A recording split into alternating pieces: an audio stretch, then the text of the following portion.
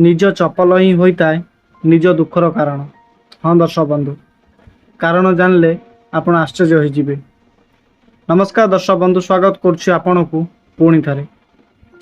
दर्शक बंधु, आपण जदि चैनल माध्यम किसी नुआ शिखा चाहती ताले चैनल को सब्सक्राइब करी बेल आइकन को दबाई दिंतु।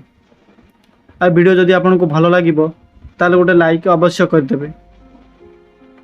दर्शक बंधु, प्रत्येक मनुष्यंकर सफलता ग्रह सहित मध्य जड़ित होता है, कारण ग्रहर चलन व्यक्ति को मान जस एवं ख्याति दे था।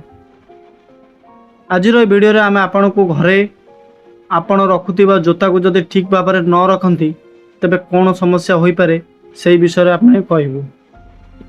दर्शक बंधु, जातक जदि कौन दोष रही एवं शनि को 7.5 चली तेबे काहाकू न कही कला रंगर जोता चपल कौन व्यक्ति को दान कर दिंतु। कौन मंदिर को जाई से जोता को छाड़ी दे जातु। यही उपाय द्वारा आपण जीवन सब समस्या दूर हो। जदि केतेबेले मंदिर रे आपणकर जोता कहीं चोरी करी नेउछि तेबे व्यस्त होबार कौन आवश्यकता भी नहीं। आपण जीवन सब समस्या से जोता सहित चली जीवो। ध्यान देबे जे फाटी जाइथिबा जोता चपल केबे पिंधिबा उचित नुहे। जदि ये भूल आपण करंती तेबे ग्रह भूल चलन करिबो। भूल रे भी केबे घरर द्वारमुख पाखरे जोता चपल बाहर करी रखंतु नाही, नचेत घर को नकारात्मक शक्ति प्रवेश करिबो। दर्शक बंधु, भविष्य पुराण रे यह मध्य वर्णित होईछि जे प्रत्येक घरर द्वार रे माता लक्ष्मी 7 थर आसी छिड़ा हुअंती। आ जदि द्वार रे जोता चपल थाए तेबे माता लक्ष्मी फेरी जाती। यही विषय विष्णु पुराण मध्य वर्णित होईछि जे प्रत्येक घर द्वार रे माता लक्ष्मी 7 थर आसी छिड़ा हुअंती। जदि आपण भूल रे भी उत्तर पूर्व दिगरे जोता चपल रखी दियंती तेबे आपणक जीवन रे समस्या बढ़ी जिवो। आपण चाहिले पश्चिम दिगरे जोता चपल रखी परिबे। बाहरे एवं घरे व्यवहार करुथिबा जोता चपल भिन्न हेले उत्तम अटे, नचेत बाहरु घर को नहीं आसुथिबा जोता चपल सहित अनेक नकारात्मक शक्ति मध्य घर को प्रवेश करिथाए।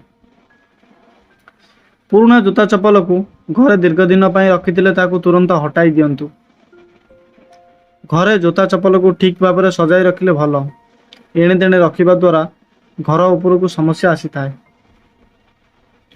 ज्योतिष शास्त्र अनुसार मध्य ब्राउन रंगर जोता चपल पिंधि कार्यालय को जीवा बारण करा जायछि। दर्शक बंधु, आपण ब्लैक रंगर जोता चपल पिंधि पारिबे, माने कला रंगर। घरर पूजा स्थान आखा पाखरे भी केबे जोता चपल पिंधि बुलंतु नाही। कौनसी नदी सरोवर को स्नान पाई जाउथिले प्रथमे जोता चपल बाहर रखिबा परे ही नदी भीतर को स्नान किंबा कौनसी काम पाई जातु। घरर सुख समृद्धि एवं उन्नति चाहूले जोता चपल को सबुबले परिष्कार रखंतु। जोता चपल जेते परिष्कार रहिबो आपणक भाग्य सेते उज्जवल हेबो।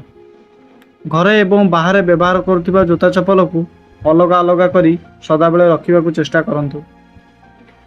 तो दर्शक बंधु, आपन को वीडियोटी किपरि लागिला कमेंट बॉक्स रे अवश्य जणांतु। धन्यवाद।